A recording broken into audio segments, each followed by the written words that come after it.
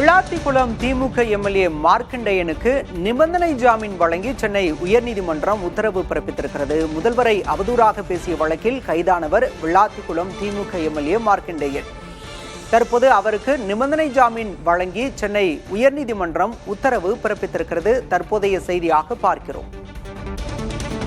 இனிமேல் இதுபோல் பேச மாட்டேன் என மார்க்கண்டேயன் உத்தரவாதம் அளிக்கவும் உயர்நீதிமன்றம் நிபந்தனை விதித்திருக்கிறது.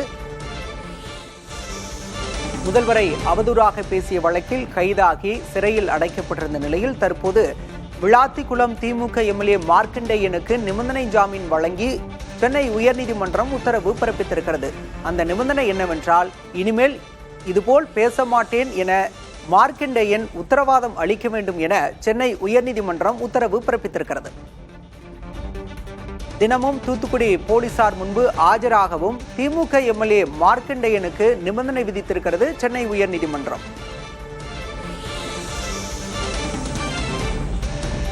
விவரங்களோடு செய்தியாளர் சுப்பையா இணைந்திருக்கிறார். சுப்பையா, தற்போது நிபந்தனை ஜாமீன் வழங்கப்பட்டிருக்கிறது. உடனடியாக அவர் சிறையிலிருந்து வெளியே வருவாரா? என்ன நடைமுறை? வழக்கின் விவரம் என்ன?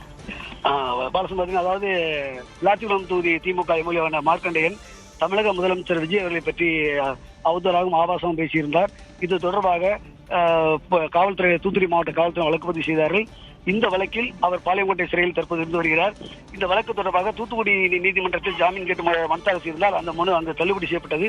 இதையடுத்து சென்னை உயர்நீதிமன்றத்தில் ஜாமீன் கேட்டு மனு தாக்கல் செய்தார்கள். இந்த மனு நீதிபதி ஜி.கே. இளந்திரையின் முன்பு நடைபெற்று வந்தது. கடந்த வாரம் விசாரணைக்கு வந்தபோது மார்க்கண்டேயன் தரப்பில் ஆஜரான வழக்கறிஞர், மூத்த வழக்கறிஞர், அவர் இது போன்று பேசியிருக்க கூடாது என்று கூறி தூத்துக்குடி நீதிமன்றம் மனுவை தள்ளுபடி செய்துவிட்டதாகவும், எனவே அவர் எம்எல்ஏ இருப்பதால் சட்டமன்ற கூட்டத்தொடரில் கலந்து கொள்ள வேண்டிய அவசியம் இருக்கிறது, இதையெல்லாம் கருத்தில் கொண்டு ஜாமீன் வழங்க வேண்டும் என்று வாதிட்டார். அதுக்கு அரசு தரப்பில் அவர் முதலமைச்சர் பற்றி அவதூறாக பேசியுள்ளார். இருப்பினும் அவர் இதுபோன்று அவர் பேச மாட்டேன் என்று ஒரு உத்தரவாதம் அளிக்க ஏற்பாடு செய்ய வேண்டும் என்று தெரிவித்தார். அதேபோன்று காவல்துறை தரப்பில் எதிர்ப்பு தெரிவிக்கப்பட்ட நிலையில் உத்தரவாதம் அளிக்க வேண்டும் என்ற கோரிக்கை முன்வைக்கப்பட்டிருந்தது. இதனையடுத்து இந்த வழக்கில் தீர்ப்பு தேதி குறிப்பிடாமல் ஒத்திவைக்கப்பட்ட நிலையில் இன்று காலை நீதிபதி ஜி.கே. இளந்திரன் தீர்ப்பளித்தார். அதன்படி அவருக்கு நிபந்தனை ஜாமீன் வழங்குவதாகவும், அதாவது 2 வாரங்களுக்கு அவர் காவல் நிலையத்தில் ஆஜராகி, அதாவது தூத்துக்குடி மாவட்ட காவல் நிலையத்தில் ஆஜராகி அங்கு கையெழுத்திட வேண்டும் என்று நிபந்தனை விதிக்கப்பட்டுள்ளது. அது மட்டுமல்லாமல் சட்டமன்ற கூட்டத்தொடர் 5ஆம் தேதி தொடங்குவதால் அந்த 5ஆம் தேதி சட்டமன்ற கூட்டத்தொடர் நடைபெறும் நாட்களில் அவருக்கு ஆஜராகுவதற்கு விலக்கு அளிப்பதாகவும் நீதிபதி தெரிவித்திருந்தார். அது மட்டுமல்லாமல் முதலமைச்சர் விஜய் அவர்களை பற்றி இனிமேல் அவதூறாகவோ ஆபாசமோ பேச மாட்டேன் என்ற உத்தரவாதத்தை சம்பந்தப்பட்ட நீதிமன்றத்தில் அளிக்க வேண்டும், தூத்துக்குடி மாவட்ட நீதிமன்றத்தில் அளித்து அங்கு ஜாமீன் பெற்றுக் கொள்ளலாம் என்ற ஒரு நிபந்தனையும் நீதிபதி விதித்துள்ளார். இதன் மூலம் அவர் தூத்துக்குடி மாவட்ட நீதிமன்றத்தில் நேரில் ஆஜராகி அங்கு அவர் அந்த ஜாமீனுக்கான உத்தரவாதங்களை அளிக்க வேண்டும். முதலமைச்சரை பற்றி அவதூறாக எதுவும் பேச மாட்டேன் என்ற உத்தரவாதம் அளித்தால்தான் அங்கு ஜாமீன் வழங்கப்படும் ஒரு சூழ்நிலை இருந்துள்ளது. பாலா, விரிவான விவரங்களுக்கு நன்றி சுப்பையா.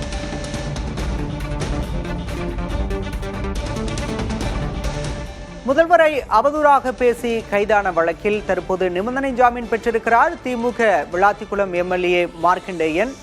இனி இதுபோல் பேச மாட்டேன் என உத்தரவாதம் அளிக்கவும் தூத்துக்குடி காவல்துறை முன்பாக தினமும் நேரில் ஆஜராக வேண்டும் என்ற நிபந்தனையுடன் சென்னை உயர்நீதிமன்றம் மார்க்கண்டேயனுக்கு ஜாமீன் வழங்கி உத்தரவு பிறப்பித்திருக்கிறது. சட்டமன்ற கூட்டத்தொடர் நடக்கும் நாட்களில் காவல் நிலையத்தில் ஆஜராவதிலிருந்து விலக்களித்தும் சென்னை உயர்நீதிமன்றம் உத்தரவு பிறப்பித்திருக்கிறது.